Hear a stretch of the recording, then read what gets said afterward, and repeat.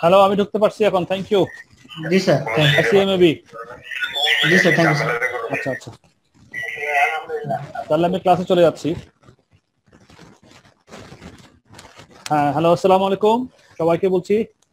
শুনতে পাচ্ছেন আমাকে আপনারা? ওয়ালাইকুম সালাম, কেমন আছেন? আলহামদুলিল্লাহ, আল্লাহর রহমতে ভালো আছি, ভালো আছি। আপনাদের কি অবস্থা সবার? এখনো 16 জনকে দেখতে পাচ্ছি, 5টা 4। আরো কেউ কেউ আসছেন। স্যার ঢুকতে খুব প্রবলেম। রাইট, আমারও আজকে খুব সমস্যা হচ্ছিল। আমি অনেকক্ষণ 10 মিনিট আগে থেকে ট্রাই করতেছিলাম, পরে এখন আবার আইসিএমইবিতে ঢাকায় ফোন করলাম। ফোন করে ওদেরকে বললাম যে পাচ্ছি না কেন, দেখেন ওরাও ট্রাই করলো, তারপর আমি আবার ট্রাই করতে করতে আবার হয়ে গেল।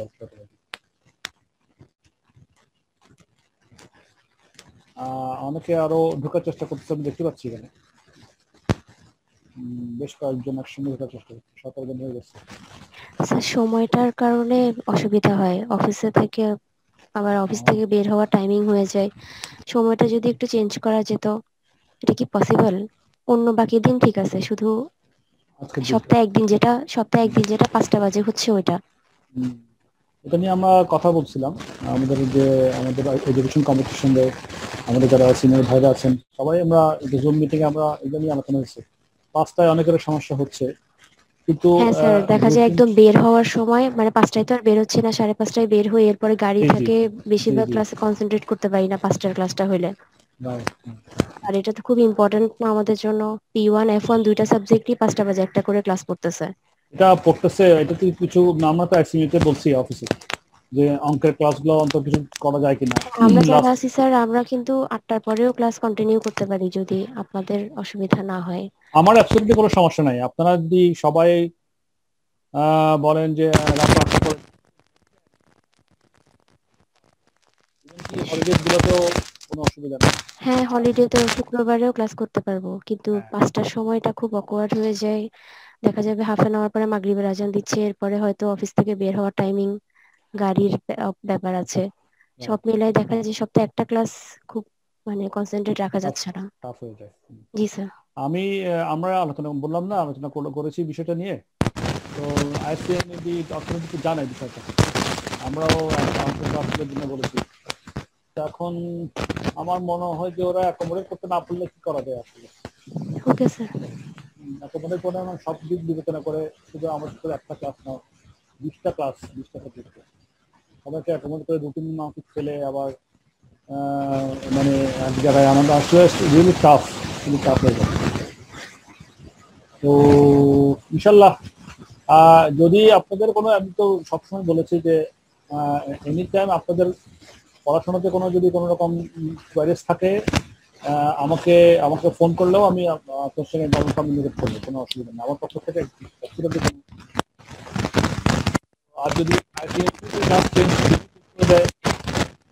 তাহলে তো খুবই ভালো হতো, হচ্ছে না মনে হয়, কারণ আমরা বলেছি আমাদের এটা নোটিশ আনতে। Okay sir. আমরা এখন অলরেডি ডিজিটাল পার্ট হয়ে গেছি, শুরু করতে করতে আরো অনেকে যায়।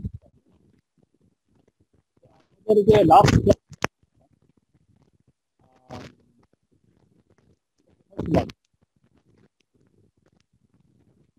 আসসালামু আলাইকুম সবাইকে বলছি, আসসালামু আলাইকুম, অনেকে আসছেন। স্যার ঠিক বুঝতে পারছি না, সাউন্ড প্রবলেম কি আমার একার হচ্ছে নাকি সবার হচ্ছে? আপনি যখন কথা বলছেন স্যার ক্লিয়ারলি শোনা যাচ্ছে না।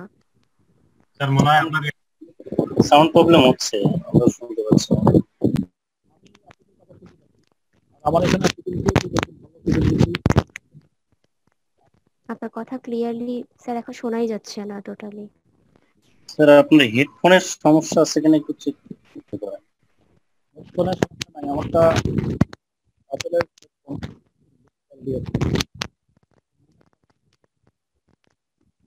এখন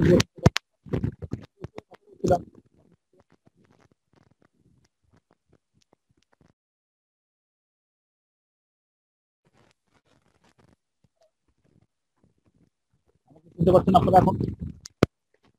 স্যার আপনি কথা বললেই আর কি ব্যাট শব্দগুলো আসছে আর কি। কেমন শব্দ? স্যার কি শব্দ কিভাবে প্রকাশ করা যায়? আচ্ছা আমি হেডফোনটা খুলে একটু বলি দেখি এখন কি অবস্থা। স্যার শোনা যাচ্ছে এখন? এখন শোনা যাচ্ছে? জি স্যার। আচ্ছা ঠিক আছে, তাই হেডফোনটা খুলে ফেললাম। এখন কি ক্লিয়ার মাহবুবা? জি ক্লিয়ার? স্যার। হ্যাঁ স্যার, জাস্ট মনে হচ্ছে একটু দূর থেকে কথা বলছেন, যেহেতু ল্যাপটপ সামনে তো। ক্লিয়ার ক্লিয়ার শোনা যাচ্ছে। এখন শোনা যাচ্ছে না? হ্যাঁ, প্রবলেমটা হেডফোনের ছিল। হতে পারে। ওকে, তাহলে আমি শুরু করি ক্লাসটা। আমরা লাস্ট ক্লাসে যেখানে ছিলাম সেখানে চলে যাই আবার। আমি একটু শেয়ার করি আপনাদের স্ক্রিনটা, সেখানে চলে যাই।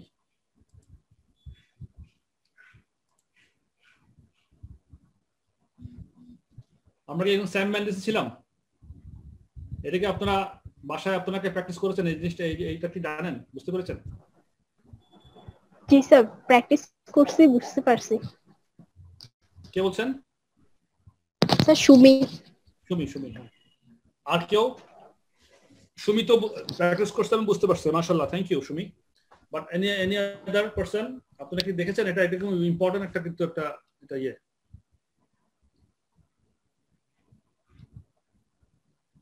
বলেন, কারো কোনো সমস্যা থাকলে বলেন, নাহলে আমি এটা আবার আজকে একটু দেখে আরো দুই একটা অঙ্ক আমি বলেছিলাম, এটা পরে একটা অঙ্ক বলেছিলাম, সেটাও ইম্পর্টেন্ট ছিল। এই যে ভ্যারিয়েন্স অ্যানালিসিস এর মধ্যে এই যে মানে ব্যাক ক্যালকুলেশন, এই যে backward calculation, example of backward calculation, এটা করেছিলেন? এটা জি স্যার করছি। বুঝতে কোনো অসুবিধা হয়েছে? না স্যার, ঠিক আছে। নুরুজ্জামান কি অবস্থা?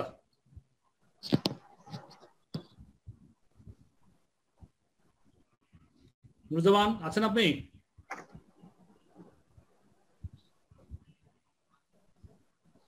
স্যার আমার একটা কোশ্চেন ছিল। জি বলেন। স্যার স্যাম মেন্ডেস, জি স্যার, স্যার স্যাম মেন্ডেস ওখানে 3টা ওয়ার্কিং ওরা দেখাচ্ছিল, তো আমি হচ্ছে যে ফার্স্ট ওয়ার্কিং ছাড়াই, মানে প্রথম 2টা ছাড়াই আমি অঙ্কটা মোটামুটি করে ফেলছি। পরে দেখতেছি যে ওরা আবার ওয়ার্কিং দেখাচ্ছে। এখন এখানে কি দেখাইতে হবে ওয়ার্কিং গুলা? ফার্স্ট 2টা বা প্রথমটা দেখাইতে হবে কিনা? দ্বিতীয়টা না হয় দেখাইলাম। প্রথম ওয়ার্কিং হচ্ছে যে আমার মানে ফিক্সড ওভারহেডের যে রেটটা ওইটা বের করছে, তো ওইটা হচ্ছে আমি নরমালি ক্যালকুলেশন করে আমি প্রশ্ন দেখে করতে পারছি। পরবর্তীতে আমি জাস্ট ওদের সাথে করতে সিকোয়েন্সটা মিলাতে গিয়ে দেখলাম যে ওরা এখানে আবার ওয়ার্কিং দেখাইছে। ওয়ার্কিংটা দেখাই দেওয়াটা কিন্তু বেস্ট। ওয়ার্কিং সব সময় দেখা দিলে সবচেয়ে ভালো, তাহলে এক্সামিনার কিন্তু বুঝবে যে আপনার পুরো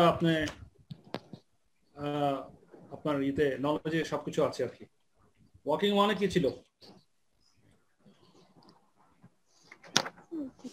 বাজারের ফিক্সড ওভারহেড আর ওইটাকে ভাগ করছে, সেটাই। জি sir. Budget fixed overhead are 144,000 per year and the budgeted output is 24,000 per units per of the year. Thus the budgeted standard fixed cost is 6 টাকা, ওই যে 24,000 দিয়ে ভাগ করছে। The overheads are absorbed on direct labor hours and each unit takes 3 hours. Therefore, the budgeted standard fixed overhead is 2 টাকা per hour. হ্যাঁ, ওরা দেখাই দিচ্ছে একটা। বাট আর কোন ঝামেলা? আপনি ওয়ার্কিং দেখাই দিয়েন, ওয়ার্কিং দেখালে ভালো। জি স্যার, ঠিক আছে। হ্যাঁ, আর অন্যরা কেউ রেসপন্স করছেন না, কি অবস্থা? স্যাম মেন্ডেস কে আপনারা সবাই দেখেছেন কিনা বলেন? আমি কি এটা স্কিপ করে যাব নাকি এটাকে আমাকে দেখানো, আমি পড়লে ভালো হবে বলেন?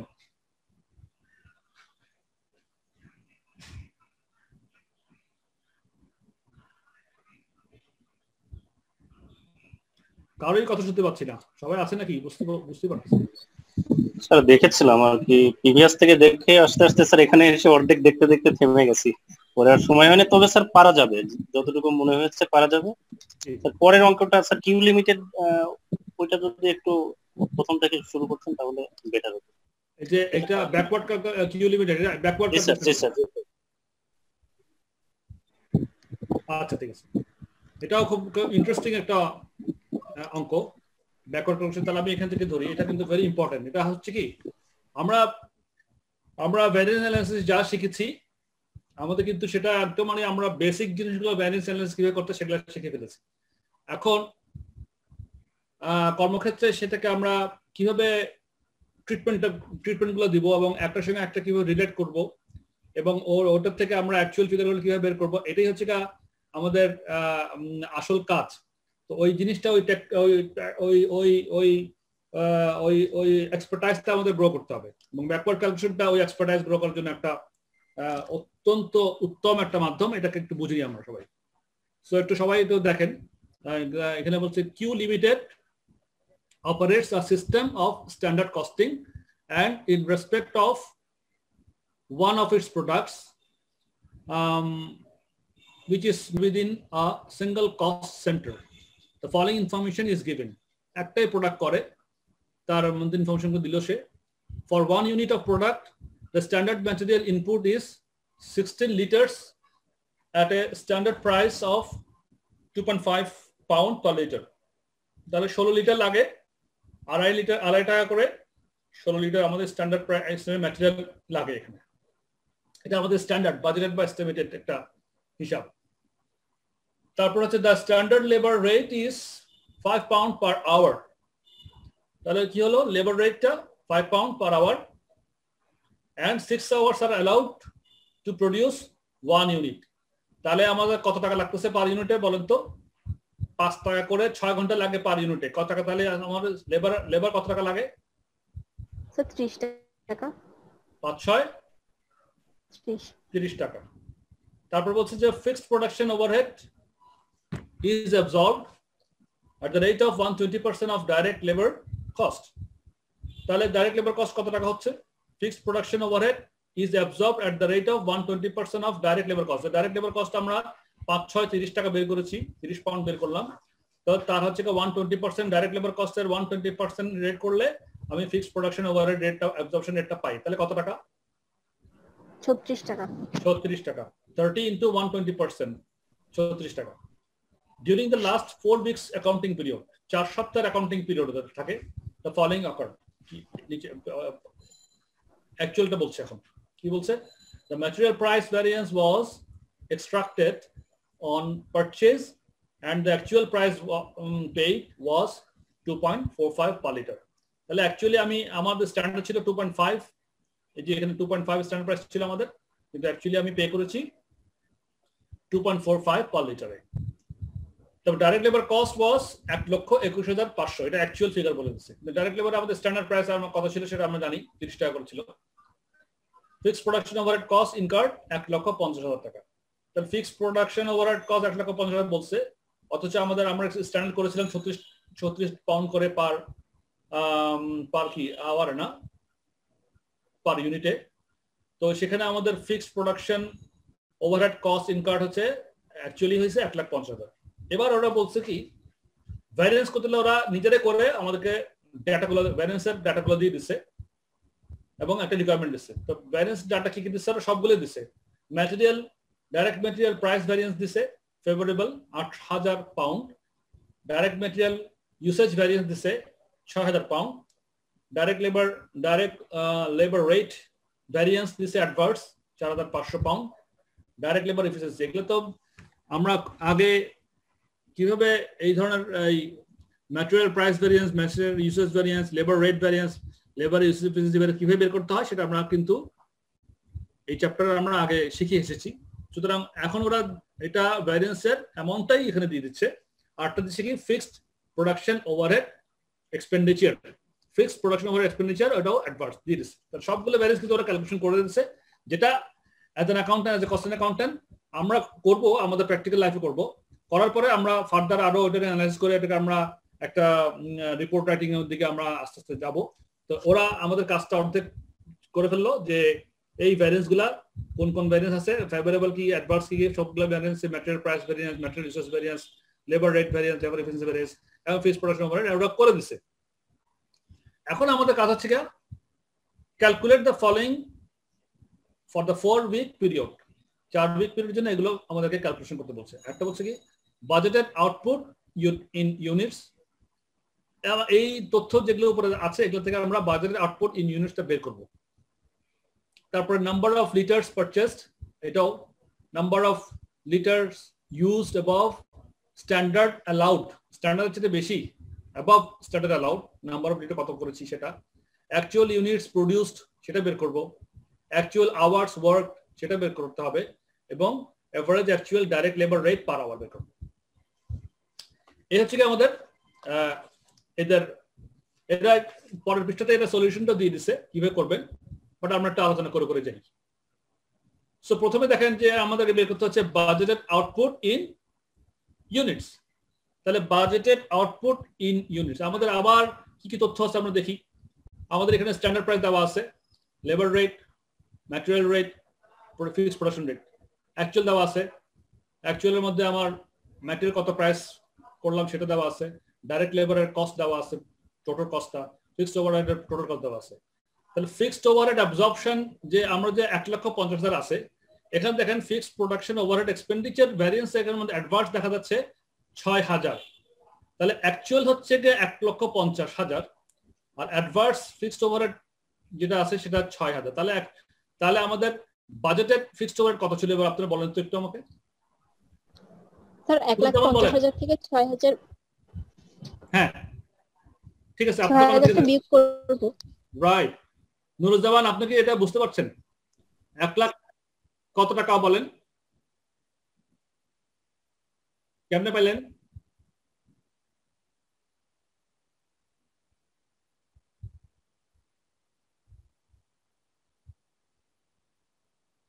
জি জি জি জি, থ্যাংক ইউ। তাহলে 144,000 পাউন্ড আমরা হচ্ছে আমাদের স্ট্যান্ডার্ড ছিল। এখন এই 144,000 কে আমাদের স্ট্যান্ডার্ড যে ফিক্সড ওভারহেড ছিল আমরা বের করেছিলাম কত টাকা? 1,40,000 টোটাল, কিন্তু আমরা স্ট্যান্ডার্ড কার্ডে যেটা আমরা প্রথম ফার্স্ট সেকেন্ড স্টেজে যেটা বের করেছিলাম ফিক্সড প্রোডাকশন ওভারহেড রেটটা বের করেছিলাম কত, 120% অফ লেবার কস্ট, সেটা কত হয়েছিল? 36 হয়েছিল না? নুরুজ্জামান শুনতে পাচ্ছেন না আপনি? হ্যাঁ, তাহলে আমার স্ট্যান্ডার্ড 36 পাউন্ড পার ইউনিট আমার ছিল fixed overhead, fixed production overhead absorption rate. তাহলে আমি 144,000 কে যদি 36 দিয়ে ভাগ করি তাহলে আমাদের এই যে বাজেটেড আউটপুট ইন ইউনিটস কি পাবো নাকি পাবো না?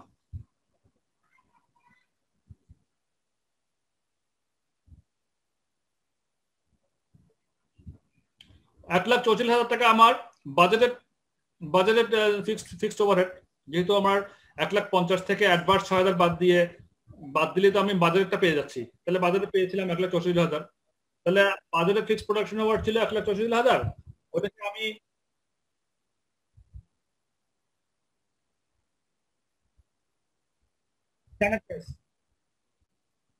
স্ট্যান্ডার্ড ওভারহেড রেটকে দিয়ে যখন ভাগ করব, মাল্টিপ্লাই না ডিভাইডেড বাই, রাইট। তাহলে 144 ডিভাইডেড বাই 36, ঠিক না? তাহলে কত আসবে? $4,000, 4,000 ইউনিট। 4,000 ইউনিটটা তাহলে আমাদের কি actual budgeted output in units. এবার আমাদের বের করতে বলছে নাম্বার অফ লিটার্স পারচেজড, কত লিটার আমরা কিনেছি। তো এখন আমাদের স্ট্যান্ডার্ড লিটার প্রাইস ছিল 2 টাকা 50 পয়সা। এই যে ম্যাটেরিয়াল, এই যে আমার এখানে কারসার দেখেন, কম্পিউটার কারসার যেখানে আছে, for 1 unit product the standard material input is 16 liters at a standard price of 2.5 per liter। অথচ আমরা অ্যাকচুয়ালি কিনেছি, এখানে লেখা আছে অ্যাকচুয়াল প্রাইস পেইড ওয়াজ 2.45 পার লিটার। তাহলে আমার আড়াই টাকা থেকে 2 টাকা 45 পয়সা যদি আমরা বেশি কিনে, বেশি হলো না কম হইলো, এবং তাহলে একটা রেজাল্টটা কি হইলো? 5 পয়সা 5 পয়সা কম হয়েছে বলে তো এখানে ম্যাটেরিয়াল প্রাইসটা 8,000 ফেভারেবল দেখাচ্ছে প্রাইস ভ্যারিয়েন্সটা, ঠিক আছে না? ঠিক আছে, তাহলে এবার 8,000 কে আপনি যদি 5 পয়সাতে ভাগ করে দেন তাহলে তো আমাদের কত লিটার কিনলাম সেটা বের হয়ে যাচ্ছে। করেন।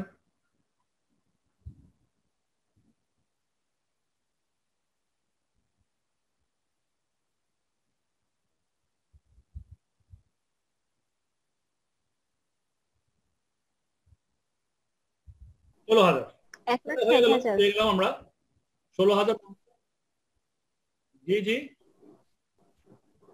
স্যার 1,60,000 শুনুন একটা হ্যাঁ 1,60,000, থ্যাংক ইউ 1,60,000। হ্যাঁ 8,000 কে ভাগ করলে 0.5 দিয়ে 0.05 দিয়ে ভাগ করলে 1,60,000 লিটার আমরা কি আমরা নাম্বার অফ লিটার পারচেজ অ্যাকচুয়ালিটা বের করতে পারলাম। এবার সি তে আসেন, বলতেছে নাম্বার অফ লিটার্স ইউজড কত ব্যবহার করেছি অ্যাবভ স্ট্যান্ডার্ড অ্যালাউড, স্ট্যান্ডার্ডের বেশি কত অ্যালাউ করেছি। তাহলে এখন দেখেন আমাদের ম্যাটেরিয়াল ইউসেজ ভ্যারিয়েন্স এখানে বলা আছে, ম্যাটেরিয়াল ইউসেজ ভ্যারিয়েন্স $6,000 কি 6,000 পাউন্ড অ্যাডভার্স বলা আছে। আর আমাদের এই এখন বের করতে হচ্ছে কি নাম্বার অফ লিটার্স ইউজড। তাহলে $6,000 আমাদের 6,000 পাউন্ড আমাদের adverse standard price of material বলা আছে। তাহলে এটাকে আমরা আমাদের স্ট্যান্ডার্ড যে রেটটা আছে 2.5, হ্যাঁ 2.5 কে 2.5 দিয়ে যদি আমরা ভাগ করি তাহলে কি দাঁড়ায়, অ্যাডভার্স ম্যাটেরিয়াল ইউসেজ মানে কি প্রয়োজনের চেয়ে বেশি আমরা বাজারের চেয়ে বেশি আমরা ব্যবহার করে ফেলেছি 6,000। হ্যাঁ তাহলে কত বেশি, কত ইউনিট বেশি ব্যবহার করেছি কত। এখানে কিন্তু প্রশ্ন বলছে number of litres used above standard allowed, standard যেটা বেশি অ্যালাউড, তার মানে স্ট্যান্ডার্ড যেটা বেশি ব্যবহার করেছি সেটা তো আমাদের ভ্যারিয়েন্সের অ্যাডভার্স ফিগার। কথাটা বুঝতে পারছেন? Number of litres used above standard allowed, তাহলে অ্যাবভ স্ট্যান্ডার্ড অ্যালাউড মানে ওটাই তো আমার ভ্যারিয়েন্স। ওটা কত টাকা? ওটা হচ্ছে $6,000, 6,000 পাউন্ড।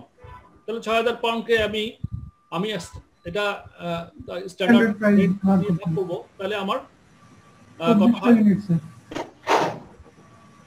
কত হয়? 2400 ইউনিট স্যার। 2400 ইউনিট, হ্যাঁ 2400 ইউনিট। তো এভাবে আমরা সিটা বের করে ফেললাম। এবার আসেন ডি, অ্যাকচুয়াল ইউনিটস প্রোডিউসড। তো অ্যাকচুয়াল ইউনিটস প্রোডিউসের জন্য আমাদের হাতে কি কি তথ্য আছে? এখানে ডাইরেক্ট লেবার আছে, হ্যাঁ আমার এখানে ডাইরেক্ট লেবার রেট $5 এবং 6 hours allowed to produce 1 unit বলে দিয়েছে। তো ডাইরেক্ট লেবারের অ্যাকচুয়াল ইউনিট প্রোডিউস, তাহলে আমার এখানে ডাইরেক্ট লেবারের দুইটা ভ্যারিয়েন্স বলা আছে, একটা হচ্ছে লেবার রেট ভ্যারিয়েন্স, একটা হচ্ছে লেবার এফিসিয়েন্সি ভ্যারিয়েন্স। তাহলে ডাইরেক্ট লেবারের টোটাল ভ্যারিয়েন্স কত? 4500 অ্যাডভার্স ফেভারেবল 3600। তাহলে টোটাল ভ্যারিয়েন্স কত হবে? 900 অ্যাডভার্স। 900 অ্যাডভার্স হবে, গুড। তাহলে 900 অ্যাডভার্স। আমার এখানে ডাইরেক্ট লেবারের কস্ট 1,21,500 দেওয়া আছে, তাহলে এটা হচ্ছে আমার অ্যাকচুয়াল। তাহলে স্ট্যান্ডার্ড কত ছিল আমার? 1,21,500 থেকে যদি আমি 900 অ্যাডভার্সকে যদি কি করি বাদ দিয়ে দিই, তাহলে তো আমার স্ট্যান্ডার্ডটা বের হবে, তাই না?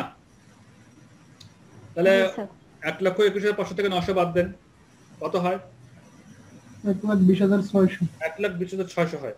এখন 1,20,600 কে এটা থেকে স্ট্যান্ডার্ড, 1,20,600 কিন্তু স্ট্যান্ডার্ড, স্ট্যান্ডার্ডকে স্ট্যান্ডার্ড রেট দিয়ে ভাগ করলে তো আমার ওই ইউনিটটা বের হয়ে আসবে। তাহলে স্ট্যান্ডার্ড ইউনিট কত ছিল আমার? 5 টাকা করে 6 ঘন্টা, 5-6 না ঠিক বলছি কি না? জি স্যার 30 টাকা। আচ্ছা 30 টাকা ছিল। 1,20,600 স্ট্যান্ডার্ড কে আমি পার ইউনিট রেট 30 টাকা দিয়ে ভাগ করি, তাহলে আমার অ্যাকচুয়াল ইউনিট প্রোডিউসটাও তখন আমরা পেয়ে যাচ্ছি। কত হবে তখন? 4,020 টাকা। এটা হচ্ছে আমাদের অ্যাকচুয়াল লেবার ইউনিট। দেন আসেন আমার এবার অ্যাকচুয়াল আওয়ার্স ওয়ার্ক। এবার অ্যাকচুয়াল আওয়ার্স ওয়ার্ক বের করেন যে আমাদের টোটাল অ্যাকচুয়াল আওয়ার্স ওয়ার্ক কত ছিল হয়েছিল?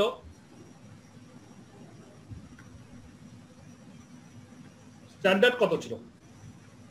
স্ট্যান্ডার্ড আমার অ্যাকচুয়াল ইউনিট প্রোডিউসড 4,020, হ্যাঁ ওটাকে যদি আমরা 6 ঘন্টা স্ট্যান্ডার্ড আওয়ার দিয়ে গুণ করি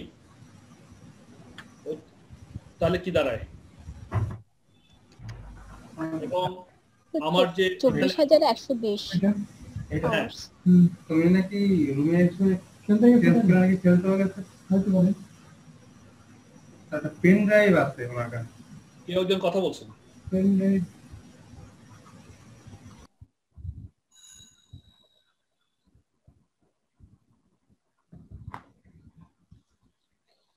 এফিসিয়েন্সি ভ্যারিয়েন্স আমার কত টাকা labour efficiency variance direct labour efficiency variance 3600 favourable তার মানে কি আমার যা যত ঘন্টা আমি ব্যবহার করব ভাবছিলাম স্ট্যান্ডার্ড ডে তার চেয়ে আমি কম ঘন্টা ব্যবহার করেছি তাই না জি স্যার সো 3600 কে আমি যদি স্ট্যান্ডার্ড রেট দিয়ে ভাগ করি 5 টাকা দিয়ে ভাগ করি 3600 ইয়েকে তাহলে আমার ঘন্টাটা বেড়ে যাবে ঘন্টাটা বের করেন 3600 কে 5 দিয়ে ভাগ করলে 720 জি স্যার 720 হ্যাঁ 720 তো আমার তাহলে অ্যাকচুয়ালি যে আওয়ার্স ওয়ার্ক করছিলাম 24120 স্ট্যান্ডার্ড প্রাইস স্ট্যান্ডার্ড রেটে অ্যাকচুয়াল কে স্ট্যান্ডার্ড দিয়ে গুণ করে 24120 পাইছিলাম ওটা থেকে যদি আমি এই ভ্যারিয়েন্সের এই লেবারটা যদি যেটা বের করলাম 3600 ভাগ 5 720 যদি ভাগ বিয়োগ করি তাহলে আমার অ্যাকচুয়াল আওয়ার্স ওয়ার্কটা বের হবে না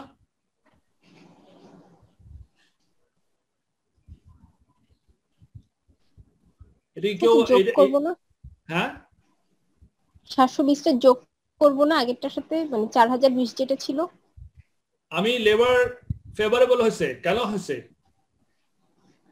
বেশি ব্যবহার করছি বলে হয়েছে নাকি কম ব্যবহার কম ব্যবহার কম তো যোগ করছে তাহলে যোগ কেন করব না বিয়োগ করব ঠিক আছে তাহলে বিয়োগ করব না জি স্যার হ্যাঁ তাহলে 24120 বিয়োগ কত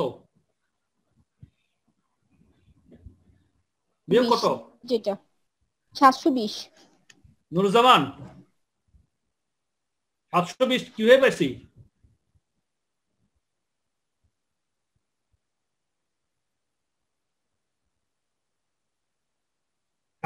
কিভাবে পাইছি আপনি কি বুঝতে পারছেন নাকি বুঝতে পারেন নাই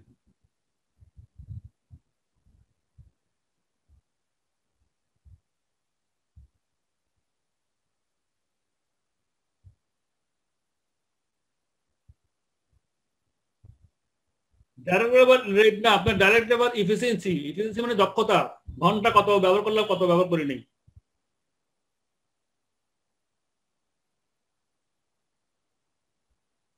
জি তারপরে বা আপনি কম ব্যবহার করছেন না নাহলে তো ফেভারিট হতো না আপনি ডাইরেক্ট লেবার কম লাগছে তাহলে কি আপনার ডাইরেক্ট লেবার কম লাগলে আপনার কমসে কম আছে আচ্ছা 720 টা কেমন বের করছেন সেটা বলেন না আমাকে তুমি বলেন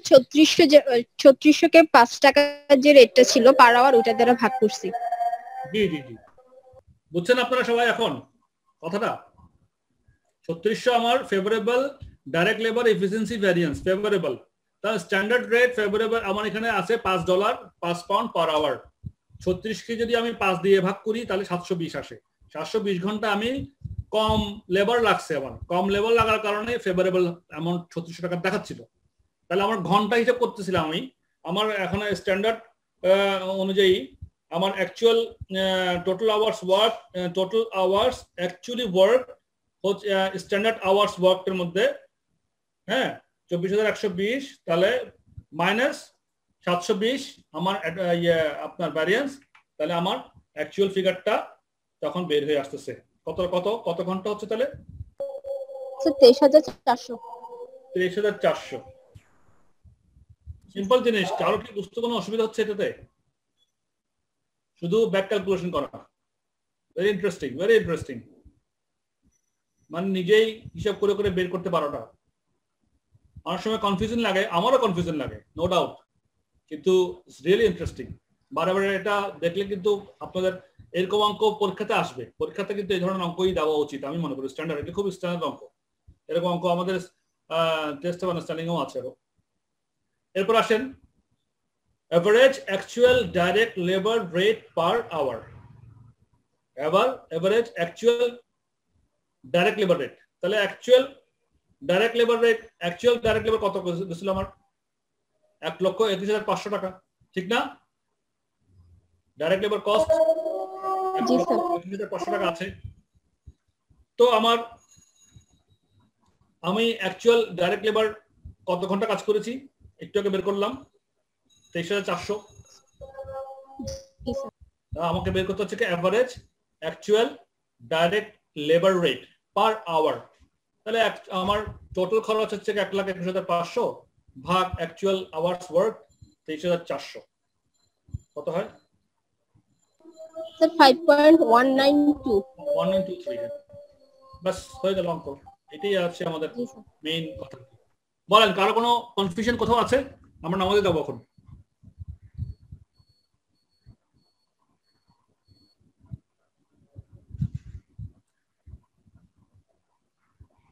My dear students, please response. Thank you. বুঝছেন না? Thank you.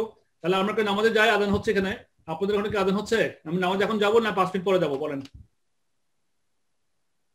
আচ্ছা, আপনি তো রাঙামাটি। ঢাকার কি অবস্থা? আজান হয়ে গেছে। Okay, let's take a break for 7 to 10 minutes. আমরা নামাজ পড়ে আসি।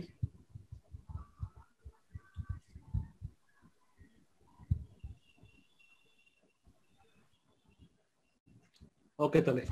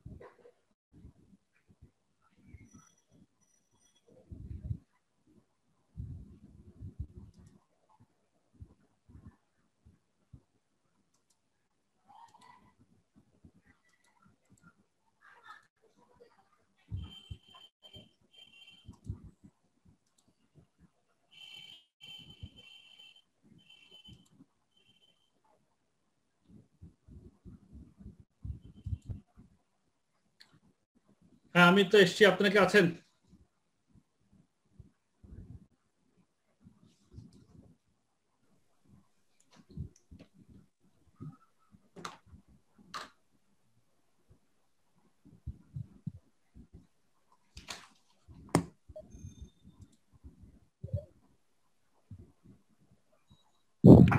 স্যার এই অঙ্কটার ক্যালকুলেশন কি ঠিক এভাবে লিখে লিখে করতে হবে নাকি নরমালি আমরা অঙ্কের মতো করে ছোট ছোট করে করতে পারবো? না, ছোট ছোট করে করবেন, আপনার রিকোয়ারমেন্ট যে দেওয়া আছে এখানে যেভাবে বলা আছে।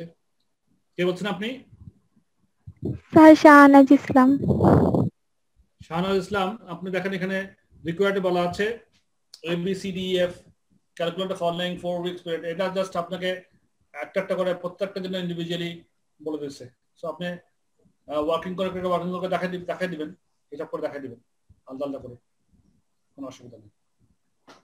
স্যার এই অঙ্কটা ঠিক আগের অঙ্কটা কি আমাদের করা লাগবে? ডেফিনেটলি করা লাগবে স্যার ওটার ওই যে ABC এর ওটা ঠিক ভালো বুঝতে পারি নাই। 10 নম্বর एग्जांपलটার?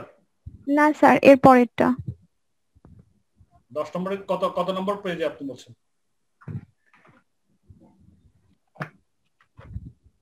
স্যার এটা হচ্ছে 191 আর 92। 191 জি sir. Variance analysis and other accounting methods. আচ্ছা, সেটা বলছেন আপনারা। এখানে বলতেছে যে মানে an ABC অ্যাপ্রোচ, এটা যে এই যে এখানে যে এই আমরা যে এতগুলো কাজগুলো করলাম, সেটা একটা ফার্দার একটা কথা বলছে যে ভ্যারিয়েন্সেস এন্ড ABC। ABC তেও আপনারা এই ধরনের অ্যাপ্রোচ থাকতে পারে। an ABC approach to the analysis of overhead costs is possible. Overhead cost তো ABC তে আমরা কি করি, ভেঙে দিই, অ্যাক্টিভিটি অনুযায়ী আমরা ভেঙে ফেলি, ছোট ছোট অ্যামাউন্ট নিয়ে আসি। তো ABC অ্যাপ্রোচেও একটা অ্যানালাইসিস ওভারহেড কস্ট হতে পারে। সেখানে আপনার যতগুলো অ্যাক্টিভিটির কথা বলা থাকবে সেগুলোকে যদি ছোট ছোট করে দেয় তো দিলেও একই সিস্টেম হবে, কিন্তু বেসিকের মধ্যে কোনো পার্থক্য নেই। This follows the ABC logic. ওই ABC লজিক করে দিবে that all overheads are variable in one understands what they vary with. Let us illustrate the approach with a simple example. An example দিয়ে দিছে ওরা। The ABC Limited produces the unit. ABC Limited produces the unit and and all overheads are associated with the delivery of units to its customers. সব ওভারহেডটা associate হচ্ছে আপনার unit ডেলিভারির উপরে। Budget details for the period include $8,000 overheads, 4,000 units output, 40 customers deliveries. Actual results for the period 7,800 overheads, যেখানে আমাদের standard ছিল budget ছিল 8,000, সেখানে এখানে এত 4,000 into 4,200 unit output and 38 delivery. আগে ছিল 40, আমাদের স্ট্যান্ডার্ড ছিল, এখন 30 ডেলিভারি। তো overhead cost variance, actual cost 7,800 আর স্ট্যান্ডার্ড কস্ট 4,200 গুণ 2, এই যে 4,200 গুণ 2 মানে 8,000 কে 4,000 দিয়ে ভাগ করে 2 পাইছে স্ট্যান্ডার্ড রেট।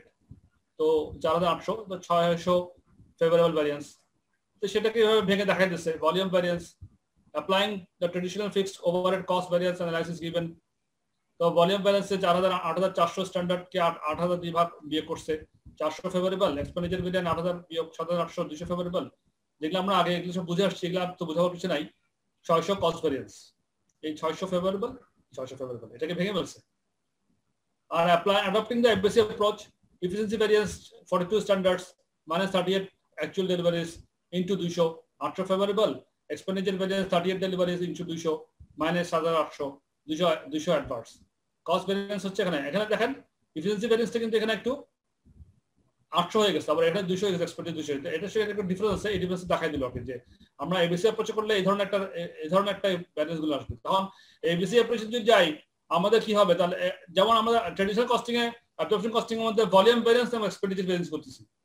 তো সেখানে আমাদের এই ভ্যারিয়েন্সের রেজাল্টের কি মানি ইন্টারপ্রেট করতে আমরা করে দিব যে এটা এই কারণে হচ্ছে বা এটা ওই কারণে হচ্ছে বা সেটা সে কারণে হচ্ছে। আবার ABC অ্যাপ্রোচ করলে ডিফারেন্ট টাইপের রেজাল্ট আসতেছে, যদিও অ্যাকুমুলেটেড ফিগারটা সেম 600 এবং 600, তারপরেও এখানে এফিসিয়েন্সির কারণে 800 ফেভারেবল, এখানে এক্সপেন্ডিচারের কারণে 200 অ্যাডভার্স। তো সেটাই আমরা আবার ভেঙে দেখা দিতে পারি। এইটাই বিষয়।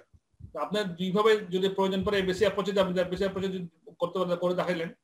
আর লাস্টে বলছে the ABC approach is based on an assumption that the overheads are essentially variable, but variable with the delivery numbers and not the units output. The ABC cost variances are based on a standard delivery size of 100 units and a standard cost per delivery $200. Both of these figures are delivered from the budget. The activity variance reports the cost impact of undertaking more or less activities. ওই যে activity গুলো more or less 48, 38 এগুলো তো activity. তাহলে the activity variances reports the cost impact of undertaking more or less activities than standard, and the expenditure variance reports the cost impact of paying more or less than standard for the actual activities undertaken. ওই activity ABC approach কি হবে সেটা একটু different ভাবে একটা আপনাকে standard absorption costing যেটা আমরা আগে করতাম ট্র্যাডিশনাল হিসাবে কি কিরকম ভাবে করবেন, আর ওটার সঙ্গে in compare to that ABC approach হলে এভাবে হবে, সেটা আমরা দেখিয়ে দিল আর কি। জাস্ট এটা আপনারা আমাদের রাখবেন। অঙ্ক যদি থাকে এখন টেস্ট আন্ডারস্ট্যান্ডিং থাকলে এগুলো প্র্যাকটিস করবেন, তাহলে তার কোনো অসুবিধা নেই। ঠিক আছে? জি স্যার। ওকে, সো এখানে আরো কিছু অঙ্ক টেস্ট অফ আন্ডারস্ট্যান্ডিং এর মধ্যে আছে, এগুলো আপনারা বাড়িতে অবশ্যই করবেন, তাহলে আপনাদের একদম এটা ক্লিয়ার থাকবে। শেষের দিকে একটা অঙ্ক আছে আপনার বোধহয় ওটা টেস্ট অফ আন্ডারস্ট্যান্ডিং 5 দেখতেছিলাম, এই যে দেখেন টেস্ট অফ আন্ডারস্ট্যান্ডিং 8, এখানে রিকোয়ারমেন্টে বলা আছে to prepare a standard product cost for 1 unit of Q 3 marks. এখানে লাস্টে see that to prepare a statement for management reconciling the budgeted gross profit and the actual gross profit 5 marks. এই যে reporting এগুলা report prepare statement for management যেটা একটা রিকনসাইলিং বাজেটের সঙ্গে gross প্রফিটের সঙ্গে অ্যাকচুয়াল গ্রস প্রফিট রিকনসাইল করে দেখাবেন। এগুলো এই অঙ্কগুলো করবেন প্র্যাকটিস, এগুলাতে আপনাদের ধারণাগুলো একদম ক্লিয়ার হয়ে যাবে।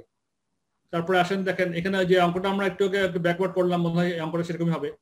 এই যে you are required to calculate, এখানে সব দেওয়া আছে স্ট্যান্ডার্ড কস্ট, অ্যাকচুয়াল কস্ট, তারপরে you are required to actual output, actual material price variance, labour work, actual profit সব দেওয়া, এগুলো আপনারা একটা করে বের করবেন। এগুলো বাসায় প্র্যাকটিস অবশ্যই করবেন, তাহলে একদম কনসেপ্ট ক্লিয়ার হয়ে যাবে, খুবই সহজ এবং ইন্টারেস্টিং। তারপরে টেস্ট অফ আন্ডারস্ট্যান্ডিং 10 and 10 এর মধ্যে আছে আমাদের টেস্ট অফ আন্ডারস্ট্যান্ডিং 10 এর মধ্যে কিন্তু ভালোই অঙ্কটা দেখেন। আচ্ছা আপনাকে সবাই আসছেন, ক্লাসে আসছেন সবাই এখন নামাজ পড়ে? জি স্যার আসছি। কজন আসছেন এখন? তো আমি তো আমাকে আবার মাইনাস করতে হবে। সবাইকে অ্যাভেলেবল আছে কিনা? অ্যাভেলেবল আছে, অনেকেই মিউট করে আছে, হয়তো নামাজ শেষ হয় নাই স্যার। নামাজ শেষ হয়নি? নামাজ তো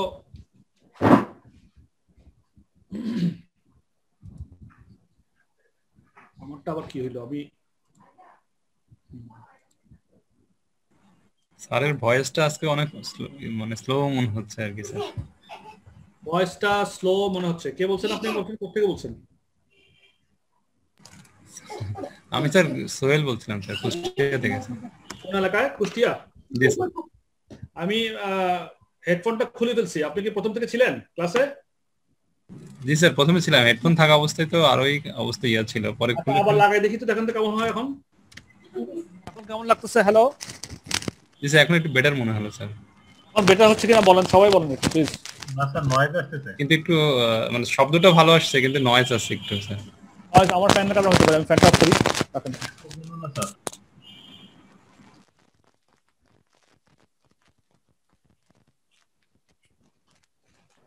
এটা ফ্যানের আওয়াজ না, এটা স্যারের হেডফোনটার কারণে আওয়াজটা হচ্ছে, ফ্যানের কারণে হচ্ছে না।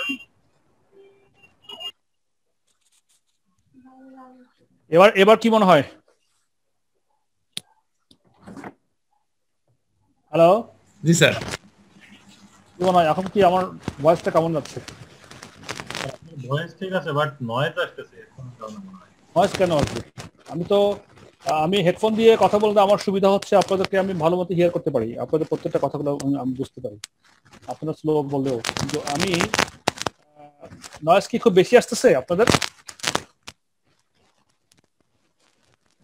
না স্যার ঠিক আছে স্যার, ক্যারি অন স্যার। তো আমার স্ক্রিন দেখতে পাচ্ছেন আপনারা?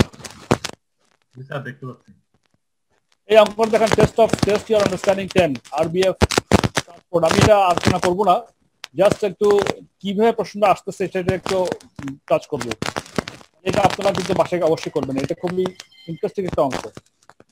আরবিএফ transport hauls contractor operates its standard costing system and has prepared the following report for April 20x0 operating statement দিয়ে দিচ্ছে ওরা, বলতেছে budgeted profit $8,000, sales volume, profit variance আর সেলিং প্রাইস ভ্যারিয়েন্স। তাহলে সেলিং ভ্যারিয়েন্স গুলো ওরা, সেলস ভ্যারিয়েন্স গুলো ওরা এখানে দিয়ে দিচ্ছে। একটা হচ্ছে সেলস ভলিউম প্রফিট ভ্যারিয়েন্স দেখাই দিচ্ছে, আবার সেলিং প্রাইস ভ্যারিয়েন্সও দেখাই দিচ্ছে। তো সেলস ভলিউম প্রফিট ভ্যারিয়েন্সটা অ্যাডভার্স, ওইটা তাহলে বাজেটেড প্রফিটের সঙ্গে যদি আমি বিয়োগ করি তাহলে আমি অ্যাকচুয়াল রেজাল্ট দিকে যাচ্ছি আস্তে আস্তে, তাই না? এটা বুঝতেছেন তো না? আমি অ্যাকচুয়াল দিকে যাচ্ছি। হ্যাঁ, যেহেতু আমার বাজারের প্রফিট 8,000, ওটার সঙ্গে সেলস ভলিউম প্রফিট অ্যাডভার্স 880 যদি আমি মাইনাস করি তাহলে আমি ধীরে ধীরে অ্যাকচুয়াল ফিগারের দিকে যাচ্ছি। তারপর সেলিং প্রাইস ভ্যারিয়েন্স ফেভারেবল 3,560 টাকা, ফেভারেবল তার মানে যোগ করবো 5,000, যোগ করলে 10,680 টাকা, তাহলে আমি ধীরে ধীরে আরো অ্যাকচুয়ালি দিকে যাচ্ছি। এবার সেলস প্রাইস ভ্যারিয়েন্স, এটা কিন্তু অপারেটিং স্টেটমেন্ট দিয়ে দিচ্ছে, এটা কিন্তু কি দেখাচ্ছে? Operating statement. খেয়াল করিয়েন, এটা অপারেটিং স্টেটমেন্ট দিচ্ছে, এর মধ্যে সব ধরনের ভ্যারিয়েন্স, বাজারের প্রফিটের সেলস ভ্যারিয়েন্স দিচ্ছে, এবার কস্ট ভ্যারিয়েন্স গুলো দিচ্ছে। কস্ট ভ্যারিয়েন্স গুলো কি? ডাইরেক্ট লেবারের মধ্যে রেট এবং এফিসিয়েন্সি ভ্যারিয়েন্স। রেট ভ্যারিয়েন্স 1,000 এত, এফিসিয়েন্সি 240, এটা হচ্ছে ডাইরেক্ট লেবার সংক্রান্ত ভ্যারিয়েন্স গুলো দিচ্ছে, রেট ভ্যারিয়েন্স এবং এফিসিয়েন্সি ভ্যারিয়েন্স। ফুয়েলটা হচ্ছে ম্যাটেরিয়াল ভ্যারিয়েন্স। ফুয়েলটা কি? এদের ম্যাটেরিয়াল, এদের তো কন্ট্রাক্টর, হলস কন্ট্রাক্টর, মানে গাড়ি চালায় আর কি, লম্বা গাড়িগুলো, ট্রেলার যেটাকে বলি আমরা। তো ওইটা ফুয়েলের হতে ওদের ম্যাটেরিয়াল লাগতেছে। ফুয়েলের মধ্যে প্রাইস ভ্যারিয়েন্স কত, ইউজেস ভ্যারিয়েন্স কত, দুটোটাই অ্যাডভার্স, দুটো দেখায় ওরা হিসাব করে ফেলছে, দেখাইছে। এবার ভ্যারিয়েবল ওভারহেড, তার মধ্যে দুটো ভাগ, একটা এক্সপেন্ডিচার ভ্যারিয়েবল ওভারহেড, একটা এফিসিয়েন্সি ভ্যারিয়েন্স, আমরা করে আসছি এগুলা। তো এক্সপেন্ডিচারটা ফেভারেবল, এফিসিয়েন্সিটা অ্যাডভার্স দেখাই দিচ্ছে। দেন ফিক্সড ওভারহেড ভ্যারিয়েন্স, এটার মধ্যে এক্সপেন্ডিচার ভ্যারিয়েন্স এবং ভলিউম ভ্যারিয়েন্স, এই দুটোতে আমরা ফিক্সড ওভারে করেছিলাম, সেই দুটোও দেখাই দিচ্ছে। তাহলে অ্যাডভার্স এবং এটা দুটোটাই যোগ করছে 3,880 টাকা টোটাল অ্যাডভার্স, 1,786 টাকা টোটাল ফেভারেবল। তাহলে এই দুটার যোগ করলে একটা থেকে এটা থেকে এটা বিয়োগ করলে 2,114 আসবে অ্যাডভার্স, যেহেতু অ্যাডভার্সটা বেশি, অ্যাডভার্সটা এখানে চলে আসছে। তাহলে 10,680 সঙ্গে আমি অ্যাডভার্স যোগ করলাম, বিয়োগ করে দিলাম, তাহলে আমার অ্যাকচুয়াল প্রফিট ফিগারটা বের হয়ে গেল। এই অঙ্কটা আমরা করছি না আগে আমরা এক্সাম্পলের অঙ্কগুলোতে এই ধরনের করছি, আপনার মনে আছে তো না? সো এটা আরেকটা অঙ্ক, সুতরাং এটাও আপনারা একটু রিভিউ হয়ে গেল। তাহলে এর প্রশ্নের মধ্যে, এটা কিন্তু প্রশ্ন এখনো প্রশ্ন আছে আমরা। তারপর ওরা বলতেছে the company uses delivery Miles as it's cost unit, তাহলে ডেলিভারি মাইলকে কস্ট ইউনিট হিসেবে ধরতেছে। and the following details have been taken from the budget working papers for April 20x0, তাহলে এটা বাজেট গুলো এখানে বলছে, কি বলছে? এক্সপেক্টেড অ্যাক্টিভিটি 2 লক্ষ ডেলিভারি মাইলস, এটা আমরা বাজেট করছিলাম। চার্জ টু কাস্টমার্স 30 পয়সা পার ডেলিভারি মাইল। 3 নম্বর expected variable cost per delivery mile. Direct labour variable কস্টের কি? ডাইরেক্ট লেবারটা কত? 0.02 আওয়ার্স করে লাগে, $0.08। তাহলে এখান থেকে আমি ডাইরেক্ট লেবার পার আওয়ার কত সেটা বের করতে পারবো না স্ট্যান্ডার্ডটা? জি স্যার, দুইটাকে গুণ করে দিলে হয়ে যাবে। আমার ডাইরেক্ট লেবার লাগে 0.08 আওয়ার্স, এত ঘন্টা লাগে, খরচ হয়। আর এই $0.08 হচ্ছে গিয়া এই 0.08 আওয়ার্সেরই টোটাল টাকা, গুণ করলে হবে না। আপনি এটাকে যখন 0.08 কে 0.02 দিয়ে ভাগ করতে হবে, ভাগ করলে তো আপনি পার আওয়ার রেটটা পাবেন, আওয়ার রেট বের করতে হলে আপনাকে। তারপরে ফুয়েল হচ্ছে গিয়া 0.1 লিটার্স, তাহলে এটা হচ্ছে কি আমার কোয়ান্টিটি, আর এটা হচ্ছে কি আমার অ্যামাউন্টটা বলছে 0.04, তাহলে 0.1 লিটার লাগে 0.04 এর দাম, তাহলে 1 লিটার দাম কত সেটাও আমরা বের করে ফেলতে পারবো এখান থেকে। তারপর ভ্যারিয়েবল ওভারহেড 0.02 আওয়ার্স লাগে, হ্যাঁ, এবং 0.06 টাকা খরচ হয়, তাহলে 0.06 কে 0.02 দিয়ে ভাগ করলে আমরা পার আওয়ারে নিয়ে আসতে পারবো কত টাকা লাগে। এবার the following additional information has been determined from the actual accounting records for April 20x0। Fixed overhead cost বলে দিচ্ছে 15,600 টাকা, তাহলে 15,600 টাকা ফিক্সড ওভারহেড কস্ট আমাকে বলছে, এটা অ্যাকচুয়াল কস্ট। ফুয়েল প্রাইস বলে দিচ্ছে 0.42 per litre. Direct labour hours বলে দিচ্ছে 3,620 ঘন্টা। তাহলে আমার এখানে যেই স্ট্যান্ডার্ডটা দিচ্ছে এবং অ্যাকচুয়াল দিচ্ছে, আবার আমাদের এখানে কিছু ভ্যারিয়েন্স দিয়ে দিচ্ছে। তাহলে আমরা কি করব? আমরা প্রথমে স্ট্যান্ডার্ডটাকে বের করব। বের করার জন্য আমাদের স্ট্যান্ডার্ড রেটগুলো দিয়ে এগুলোর সঙ্গে এগুলাকে রিকনসাইল করে করে কোনটা অ্যাডভান্স কোনটা করে করে আমরা একটু আগে যে এক্সাম্পলটা করলাম ব্যাকওয়ার্ড ক্যালকুলেশনের যে এক্সাম্পলটা আমরা আজকে ক্লাসের শুরু থেকে আলোচনা করলাম, ঠিক একইভাবে এটা হবে। হওয়ার পরে আপনারা অ্যাকচুয়াল দেওয়া আছে, আপনি স্ট্যান্ডার্ড গুলোকে সব বের করে ফেলতে পারবেন।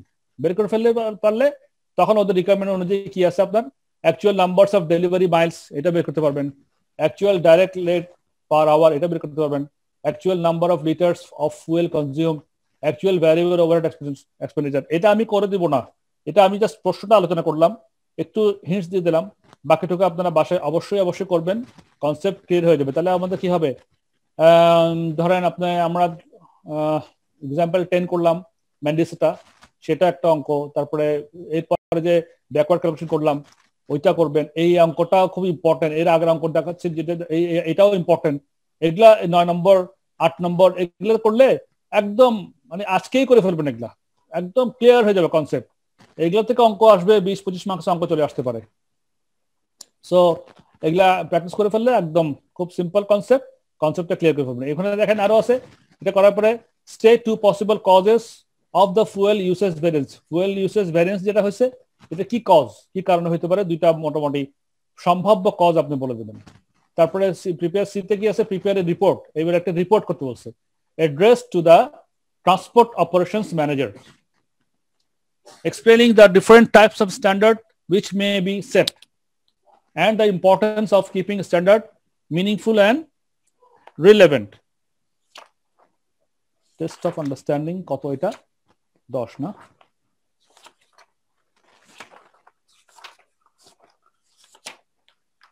আমি আপনাদেরকে বারে বলেছিলাম যে রিপোর্টিং গুলো আপনারা অবশ্যই ভালোভাবে মনের ভিতরে ঢুকাবেন। রিপোর্টিং এর জন্য চাইবে কিন্তু আপনাদের পরীক্ষাতে কিন্তু রিপোর্টিং চাইবে, এবং আপনাদের রিপোর্টিং সুন্দর করে করবেন। সুন্দর করে রিপোর্টিং এর উপরে আপনাদের মার্কস অনেক নির্ভর করবে। রিপোর্টিংটা কিভাবে করতে হয় ভালোভাবে জানবেন। আমি এখানে বলা আছে 236 পৃষ্ঠাে চলে যাই, আমি এদের অঙ্কটা করা আছে, আপনারা তো করবেন বাসায়। তারপর রিপোর্টিংটা নিয়ে আমি একটু টাচ দিতে চাই, কারণ রিপোর্টিংটা আসলে খুব ইম্পর্টেন্ট, এবং রিপোর্টিং করাটাই হচ্ছে আমাদের দায়িত্ব, আমাদের কস্ট অ্যাকাউন্টেন্টের কাজ। সো ওইটা কিভাবে করতেছে আমাকে দেখি, আপনারা তো অঙ্কটা বাসে করবেন, আমি রিপোর্টিংটা একটা টাচ করি, C রিকোয়ারমেন্টটা।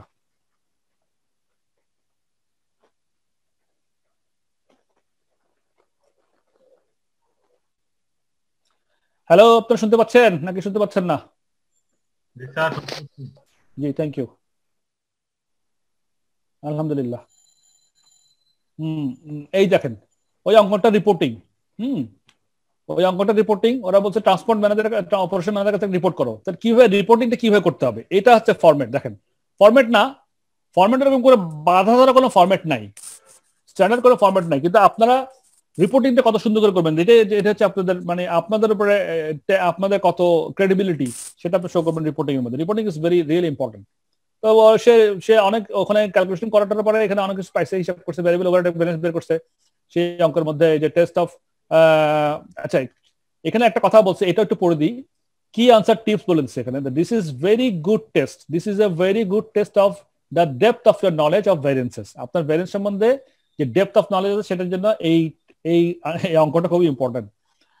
This the basic technique is to set out your normal computations of the ভ্যারিয়েন্সেস।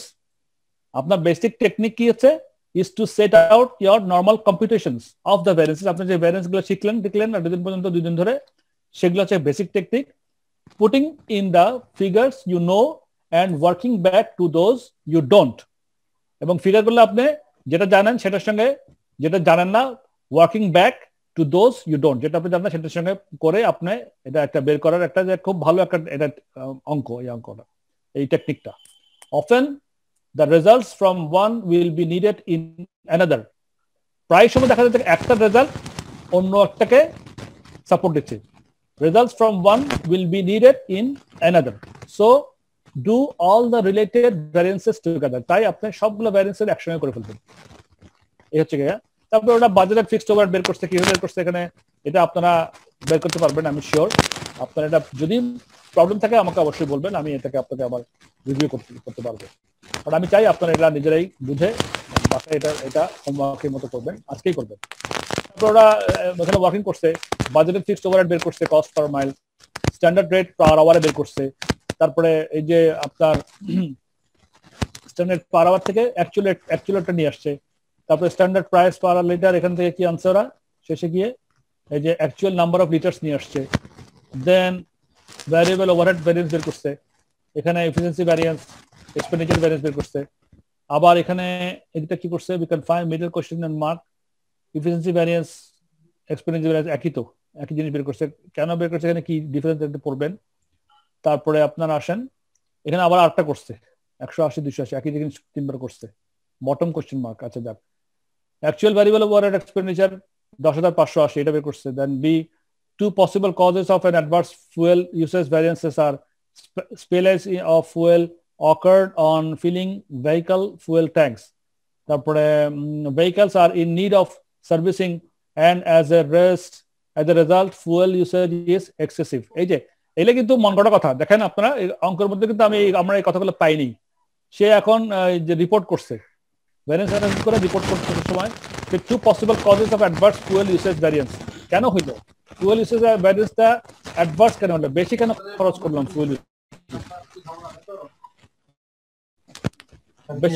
বেশি কেন খরচ করলাম। হ্যাঁ, তো সেখানে ওরা এইটা যে আপনার কস্ট অ্যাকাউন্টেন্ট সাহেব বা উনি রিপোর্ট করতেছেন যে spillage of fuel occurred on filling vehicle fuel tank. Fuel tank যখন আমরা ভরতেছিলাম তখন কিছু একটা ওখানে হয়েছে, আপনার ওয়েস্টেজ হয়েছে, স্পিলিজ হয়েছে।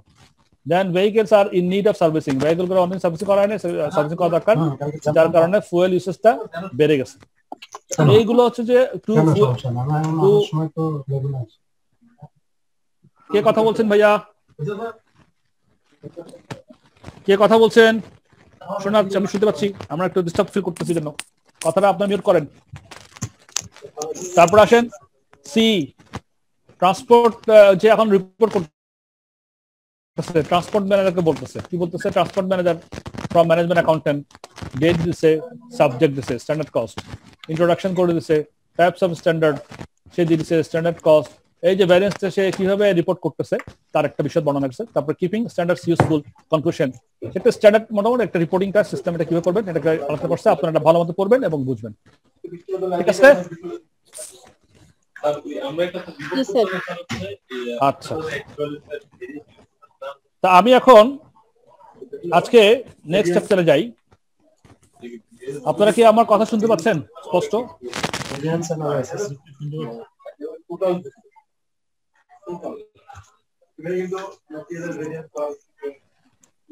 কথা বলছেন, কেউ কথা বলছেন, কেউ কথা বলছেন? বিপুল হোসেন মিউট করেন, বিপুল।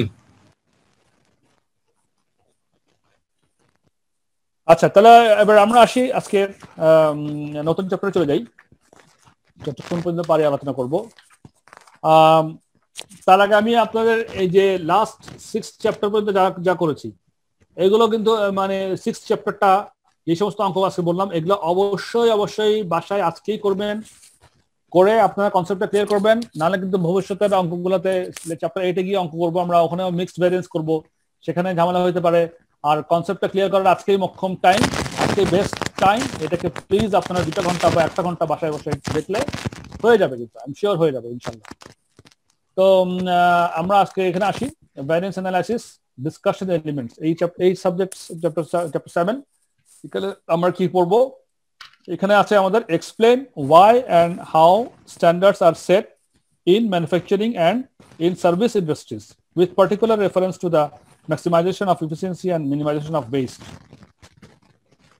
Explain why and how standards are set. Standard কিভাবে আমরা করি এবং কেন করি, স্ট্যান্ডার্ডগুলো সেট করি কি কেন করি, কিভাবে করি in manufacturing and service industries with particular reference to the maximization of efficiency and minimization of waste. Reference দিব পার্টিকুলারলি কিসের জন্য, এফিসিয়েন্সি ম্যাক্সিমাইজেশনের জন্য and ওয়েস্টের মিনিমাইজেশনের জন্য। তারপরে আরেকটা হচ্ছে এখানে আমরা পড়বো যে interpret material, labour, variable overhead, fixed overhead and sales variances. এই যে ভ্যারিয়েন্স গুলো শিখলাম এটা কিভাবে ইন্টারপ্রেট কিভাবে করতে হবে, distinguishing between planning and operation variance. এখানে দুইটা আরো ভ্যারিয়েন্সের কথা এসে গেছে, distinguishing between planning variance and operation variance. তাহলে প্ল্যানিং ভ্যারিয়েন্স অপারেশনাল ভ্যারিয়েন্স কেন হয়, কিভাবে হয়, সেটা আমরা আলোচনায় আসবে পরে। তবে বেসিক হচ্ছে আমাদের এগুলাই, material variance, labour variance, variable over variance, fixed over variance, এগুলো বেসিক, সেলস ভ্যারিয়েন্স এগুলো বেসিক। এগুলোর উপর নির্ভর করে আমরা আবার ডিস্টিংগুইশ করব প্ল্যানিং এবং অপারেশনাল ভ্যারিয়েন্স নিয়ে। তারপর prepare reports using a range of internal and external benchmarks and interpret the results. বেঞ্চমার্কিংটাও একটু দেখবো। ওকে, এই চ্যাপ্টারের মধ্যে আমাদের যেটা আছে এটা মোস্টলি আপনার থিওরিটিক্যাল, এখানে অঙ্ক নাই, বাট এখানে বেসিক আপনার কনসেপচুয়াল অনেকগুলো কথা আছে যেগুলো আমরা ভালো মতো বুঝে নেব। এটার মধ্যে ভ্যারিয়েন্স ডিসকাশন এলিমেন্টস, এটার মধ্যে একদিকে আছে ইনভেস্টিগেশন করা, তারপর ইন্টারপ্রিটেশন করা, তারপর প্রবলেমস ইন মডার্ন এনভায়রনমেন্ট। তাহলে ইনভেস্টিগেশন করব, ইন্টারপ্রিট করব, আবার মডার্ন এনভায়রনমেন্টের মধ্যে প্রবলেম গুলাও দেখবো। আবার নিচের দিকে দেখেন ম্যাকডোনাল্ডাইজেশন, ডিআরজি। ডিআরজি একটা এলাবোরেট হচ্ছে কি আপনার ডায়াগনস্টিক সামথিং, হ্যাঁ। তারপর হচ্ছে বেঞ্চমার্কিং। এই হচ্ছে আমাদের এই চ্যাপ্টারের মূল ধারণা। লেটস সি এখন ভ্যারিয়েন্স ইনভেস্টিগেশন। ইনভেস্টিগেশন শব্দটা আপনারা নিশ্চয়ই বুঝতে পারতেছেন। ইনভেস্টিগেশন শব্দের বাংলা অর্থ কি বলেন তো? বাংলা একটা শব্দ বলেন তো। অনুসন্ধান স্যার। অনুসন্ধান, ভেরি গুড, অনুসন্ধান করা। So variance investigation, variances, তাহলে ইনভেস্টিগেশন কি? Variances arise naturally in standard costing because standard cost is a long-term average cost. In any period, actual cost may be higher or lower than standard, but in the long run, these should cancel out if the process is under control. Variances may also arise because of, তাহলে কি বলতেছে আমাদের এই standard long রানে কি sound শুনতে পাচ্ছেন না? আমি আবার খুলে ফেলি, এবার ঠিক আছে কিনা বলেন।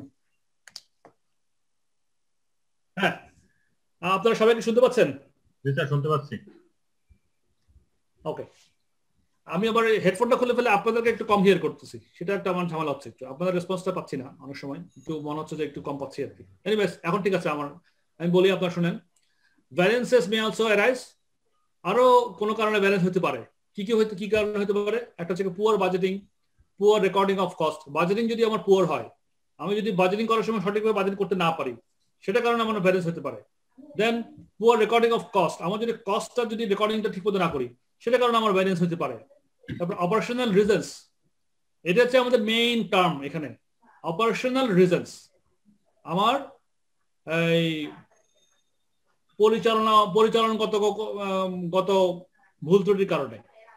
এটা হচ্ছে দ্য কি emphasise in the exam question. Exam কোশ্চেনের মধ্যে এটার উপরে আপনাদেরকে বেশি এমফাসাইজ করবে যে অপারেশনগত কারণে কি হইতে পারে। সো এই জিনিসটা নতুন আসতেছে। দেন র্যান্ডম ফ্যাক্টরস, আরো অনেকগুলো ফ্যাক্টর হইতে পারে।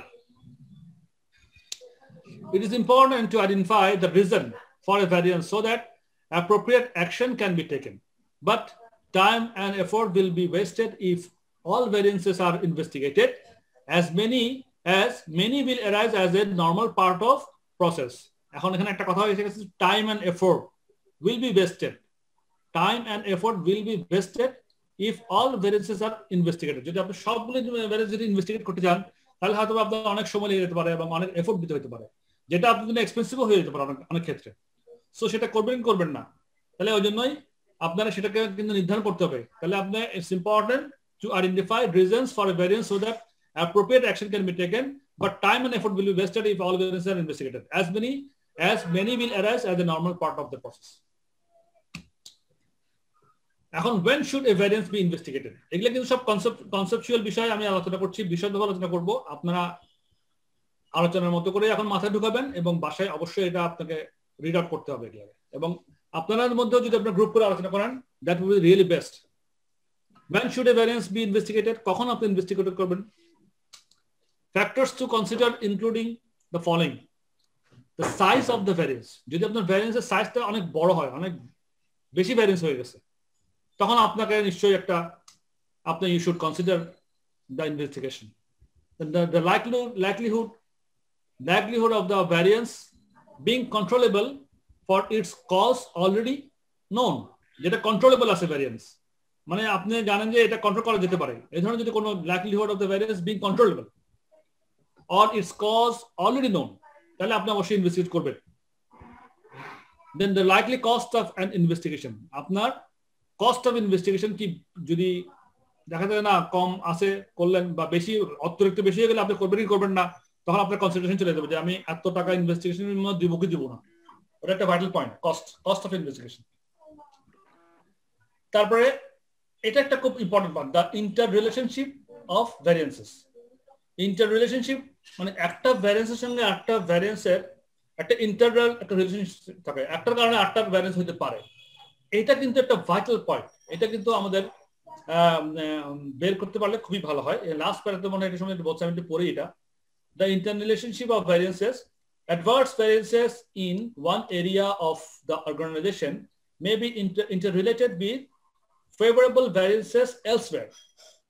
কোনো একটা অ্যাডভান্স ভ্যারিয়েন্স একটা ক্ষেত্রে হয়তোবা ইন্টাররিলেটেড উইথ ফেভারেবল ভ্যারিয়েন্স এলসওয়্যার, অন্য কোথাকার ফেভারেবল ভ্যারিয়েন্সটাকে আরেক জায়গার ভ্যারিয়েন্সটা কিন্তু অ্যাডভান্স হতে পারে। সো এখানে একটা ইন্টাররিলেশনশিপ। If cheaper material is purchased, একটা এক্সাম্পল দিয়ে আপনারা দেখেন, if cheaper কম দামি ম্যাটেরিয়াল যদি কিনেন, this may produce a favorable material price variance. However, if the cheaper material is of lower quality and difficult to process, this could result in adverse variances for material usage and labor efficiency. তাহলে material ইউসেজের ক্ষেত্রে chip ম্যাটেরিয়ালটা আমার advance হতে পারে, usage আমাদের material বেশি রাখতে পারে। কেন? হয়তো বা ম্যাটেরিয়াল আমি চিপ নেটে কেনাতে ম্যাটেরিয়াল কোয়ালিটি খারাপ, যার ধরুন কিছু কিছু ম্যাটেরিয়াল ওয়েস্টেজ চলে গেছে, সেখানে আমার ম্যাটেরিয়াল ইউসেজ সাথে বেশি লেগে যেতে পারে। ফলে আমার প্রাইসের দিক দিয়ে আমি হয়তো বা ম্যাটেরিয়াল প্রাইসটা হচ্ছে ফেভারেবল হয়ে গেল, আর ম্যাটেরিয়াল ইউসেজটা আমার ডিসফেভারেবল হয়ে গেল, অ্যাডভান্স হয়ে গেল, তখন এরকম হতে পারে। অ্যান্ড লেবার এফিসিয়েন্সি, ম্যাটেরিয়াল যদি আমার খারাপ পড়ে, বারবার আমার লেবারের জন্য ক্ষতি হচ্ছে, বা লেবার কাজ করে শেষ করতে পারছে না, ম্যাটেরিয়াল নষ্ট হয়ে যাচ্ছে, ফিনিশ প্রোডাক্টটা বেরোচ্ছে না, তাহলে ওর সময় নষ্ট, যতটুকু সময় রয়েছে ওই সময়টা পুরো নষ্ট, আবার নতুন করে একটা প্রোডাক্ট করো। সো এখানে লেবার এফিসিয়েন্সি তখন এফেক্ট করতে পারে। এই জিনিসটাই ভেরি ইম্পর্টেন্ট। তো ইন্টারন্যাশনাল আপনারা যখন রিপোর্টিংটা করবেন, এই পয়েন্টগুলো কিন্তু মাথায় রেখে আপনার রিপোর্টিং যদি করেন না, তাহলে কিন্তু আপনার রিপোর্টিংটা খুবই রিচ হবে। তখন আপনি কানেক্ট করবেন, একটা সঙ্গে একটা কানেক্ট করে ভ্যারিয়েন্স গুলো কোনটার কারণে কি হচ্ছে, কোনটার কারণে কি হচ্ছে কানেক্ট করে দিবেন। কানেক্ট করে দিতে পারলে কিন্তু বেস্ট রিপোর্টিং হয় আপনাদের। এটা কিন্তু আপনার মাথায় রাখেন। কি বলছি আমি বলেন তো, রিপোর্টিং করার সময় কি করবেন?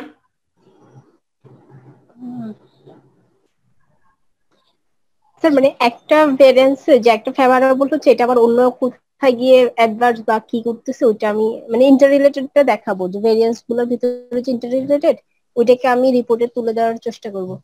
হ্যাঁ, এটা হবে কি, এটাতে আপনার তো তখন রিপোর্টটা খুব রিচ হবে এবং এক্সামিনার বুঝতে পারবে যে না আপনি আসলে জিনিসটা বুঝতেছেন পুরোপুরি। এবং রিয়েলি যেমন এই ভ্যারিয়েন্সটা আমি স্পেশালি পড়লাম, এই যে ম্যাটেরিয়াল কম দাম দিয়ে কিনছেন, তাতে কি হলো, কোয়ালিটি লোয়ার কোয়ালিটির কারণে ডিফিকাল্ট হইলো, প্রসেসের মধ্যে ডিফিকাল্ট হইলো, আর লোয়ার কোয়ালিটির কারণে কি হলো, আমার ম্যাটেরিয়ালের ইউসেজটা বেশি হইলো, আবার লেবার এফিসিয়েন্সিও কম হইলো, বেশি লেবার খরচ।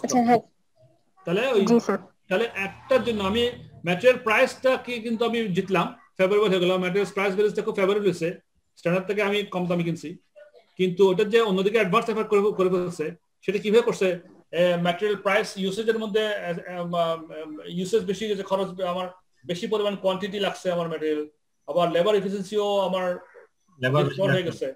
এটা যখন আপনি কানেক্ট করে দিতে পারবেন না ইতে রিপোর্টিং এ, that would be the best আর কি, আপনাদের রিপোর্টিংটা খুব স্ট্রং হবে। দেন আসেন ভ্যারিয়েন্স ইনভেস্টিগেশন টেকনিক্স। টেকনিকগুলো কি, কিভাবে ভ্যারিয়েন্স, এখানে কিন্তু আরো এক্সাম্পল সেগুলো করবেন। হ্যাঁ, যে এখানে 8টা type of standard that was set, standard কিভাবে ছিল সেটা সেট, এটা সব পড়বেন আপনার ডিটেইলস। ভ্যারিয়েন্স ইনভেস্টিগেশন টেকনিক্স, টেকনিকগুলো কি কি? একটা হচ্ছে কি আপনার reporting by exception. Reporting by exception কি জিনিস? Variance reports might identify significant variances.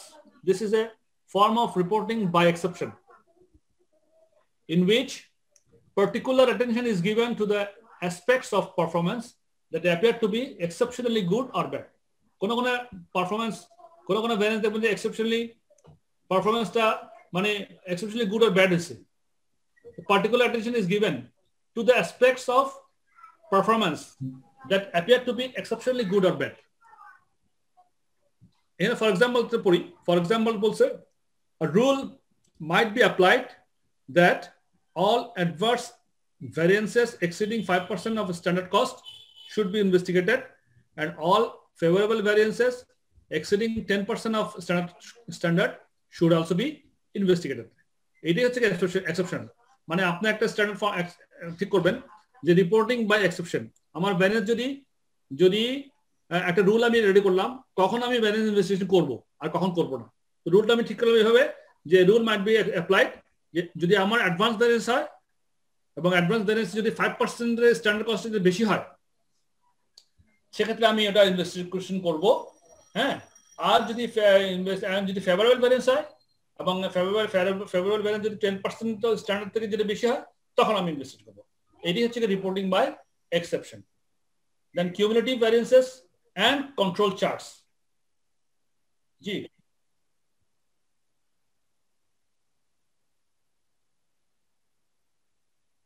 জি, অবশ্যই অবশ্যই অবশ্যই।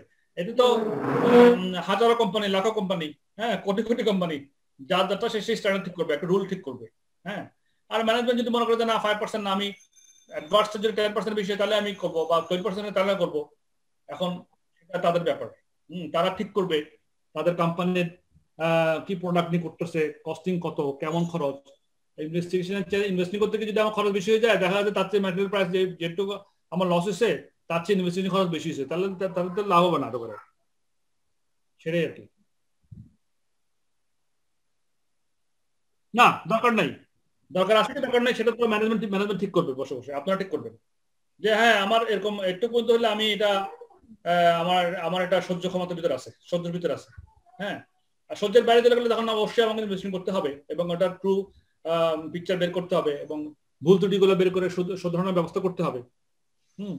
তো সব তো অঙ্কের খেলা এখানে, তাই না? আপনি হিসাব করবেন, অ্যাকাউন্টিং করবেন, সবকিছু হিসাব করে স্ট্যান্ডার্ডের সঙ্গে ব্যালেন্স গুলো করবেন, তখন আপনি রিপোর্টিং করবেন না, ওইটার উপর অনেক কিছু নির্ভর করতেছে, এই বিষয়গুলো আসতেছে আর কি।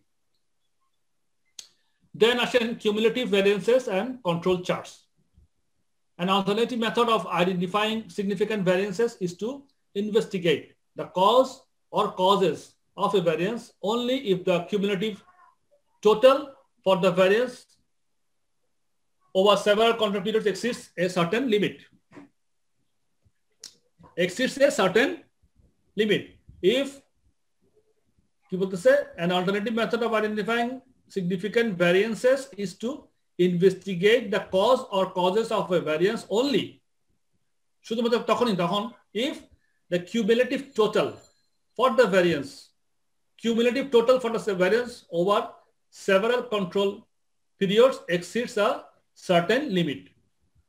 Several control periods, তার মানে control periods মানে কি বলেন তো, কেউ একদিন বলতো what is control periods?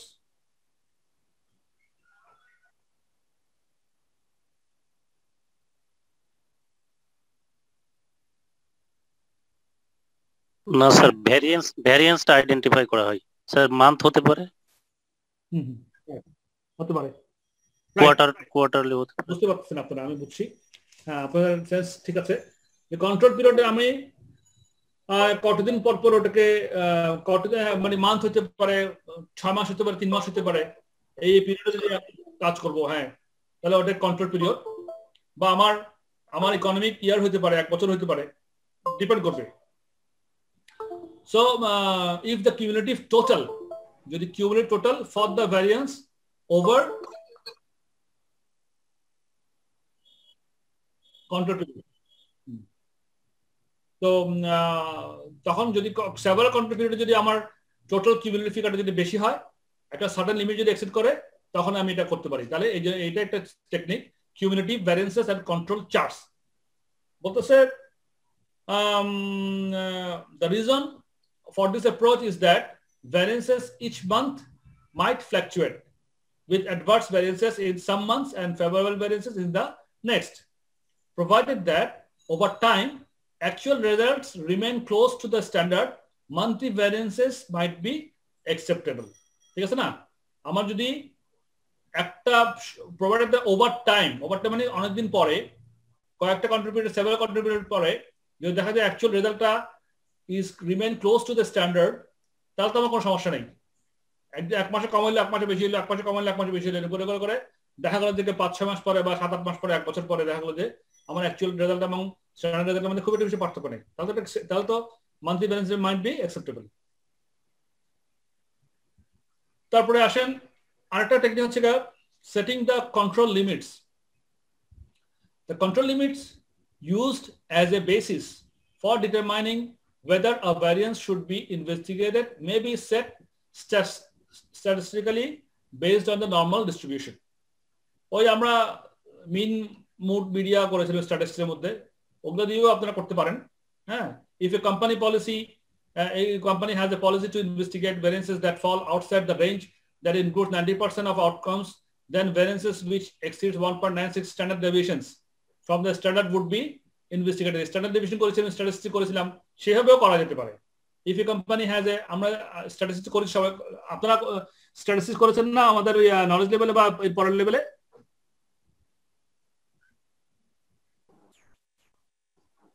আইসিএমতে কি স্ট্যাটিস্টিক্স আপনারা এখনো পেয়েছেন না পান নাই?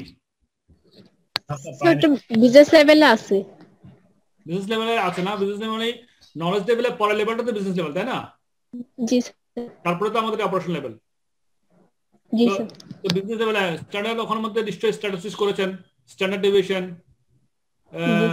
একদম গড় আর কি, গড় করা। তো ওইটাও অ্যাপ্লাই করতে, ওই ডেভিয়েশনের ওই যে স্ট্যান্ডার্ড ডেভিয়েশনের ওগুলা এখানে অ্যাপ্লাই করতে পারেন। If a company has a policy to investigate variances that fall outside the range, includes 99% of outcomes, then variances which exceeds 2.58 standard deviations from the standard would be investigated. এটা একটা technique, setting the control limit. Control limit করলে average মেথডে গিয়ে আপনারা একটা control লিমিটে গিয়ে standard deviation করে একটা করতে পারেন, সেটাও একটা টেকনিক। এখন বলছে যে for control purposes management might need to establish where a particular variance has occurred. Once the reason for the variance has been established, a decision can then be taken as to what control measures, if any, might be appropriate. কি বলতেছে? Once the reason for the variance has been established, যখন আপনার variance reason যখন আপনি establish করতে পারবেন, তখন a decision can then be taken. কেন? As to what control measures, তখন কি control measure নেবেন, if any, might be appropriate. তখন আপনি কি কন্ট্রোল মেজার নেবেন, যদি নিতে হয় তাহলে কি কন্ট্রোল মেজার নেবেন, তখন আপনি তখন ডিসিশন নিতে পারবেন।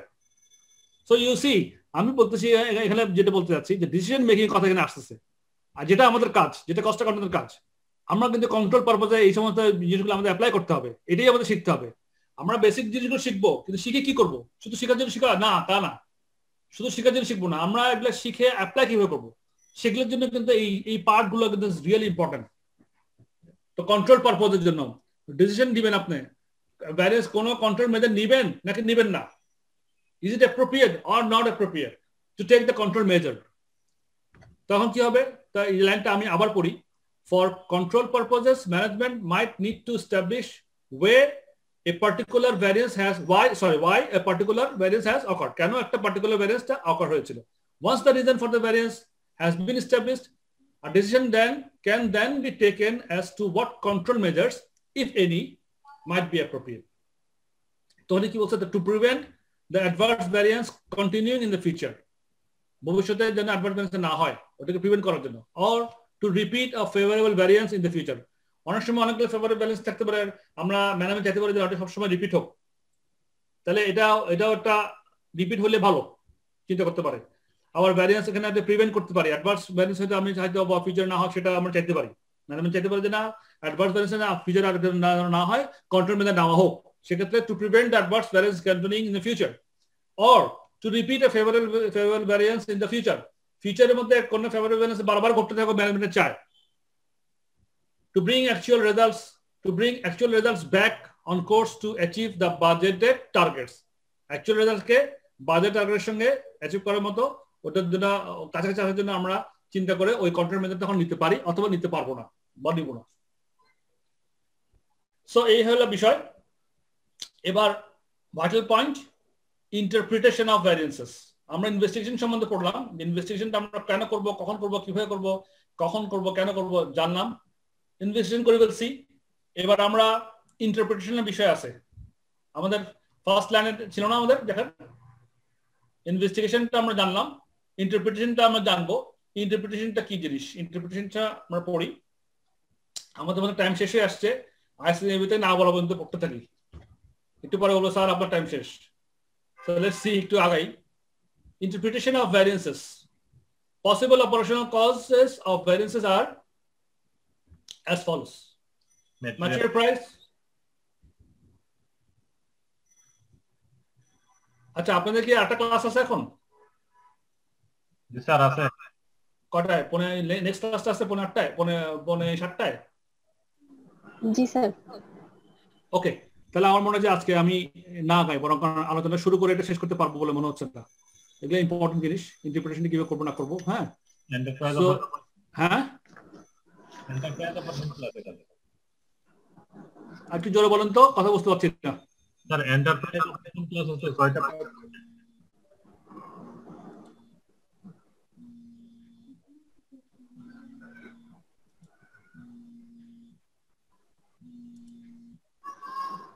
আমি আপনাদেরকে দেখতে পাচ্ছি না। স্যার আমাকে দেখতে পাচ্ছেন? হ্যাঁ, আপনাকে দেখতে পাচ্ছি। এবং আপনি হচ্ছেন যে কি নাম? মুস্তাফিজ। সরি, মুস্তাফিজ। হ্যাঁ মুস্তাফিজ, চিটাগংয়ের মুস্তাফিজ না? স্যার। সোহেল রানার নাম দেখতে পাচ্ছি, জামান নাইমুর। ফুল ভিউটা আনতে পারতেছি না কেন বুঝতেছি না। আমি স্টপ শেয়ারিং করে দিচ্ছি। সো আজকে এটুকুই আর কি। Thank you so much. আমার মনে হয় যে আপনারা যা পড়লাম আজকে, চ্যাপ্টার 6টা স্পেশালি রিভিউ করবেন। রিভিউ করে আপনারা ওটা মানে ভালো মতো বুঝবেন। আর চ্যাপ্টার 7টা শুরু করলাম, ইনশাআল্লাহ নেক্সট ক্লাসে এটা আমি ফুললি কমপ্লিট করে দেবো আর কি। So I hope you have enjoyed my class এবং you are trying to get the best result out of my class. And আপনারা পারলে make some groups, small groups আপনাদের মধ্যেই পড়াশোনার জন্য, এবং আপনারা আলোচনা করবেন এবং I hope ভালো করতে পারবেন ইনশাআল্লাহ। আর জানুয়ারিতে পরীক্ষা দিবেন, এই আশাতেই সময় কিন্তু পড়াশোনা করেন। আমার সঙ্গে সঙ্গে আপনারা কিন্তু আগে যেতে পারবেন। আমার সঙ্গে সঙ্গে যদি বইটা ধরেন তাহলে আপনারা কিন্তু আপনাদের কিন্তু সমস্যা হবে না, একদম প্রিপারেশন ফুললি হয়ে যাবে। এটা খুব কঠিন কোনো সাবজেক্ট না, very interesting subject, very interesting. একটু দেখলেই, আমার ক্লাসকে একটু ফলো করলেই আই এম শিওর আপনাদের প্রিপারেশন কমপ্লিট হয়ে যাবে। তারপর পরীক্ষা দিবেন ফুল কনফিডেন্স নিয়ে, পাস করবেন নিশ্চিত একদম। তো thank you so much, see you again in next class. আচ্ছা ভাই, থ্যাংক ইউ, ওয়ালাইকুম আসসালাম। আপনারা you can leave now.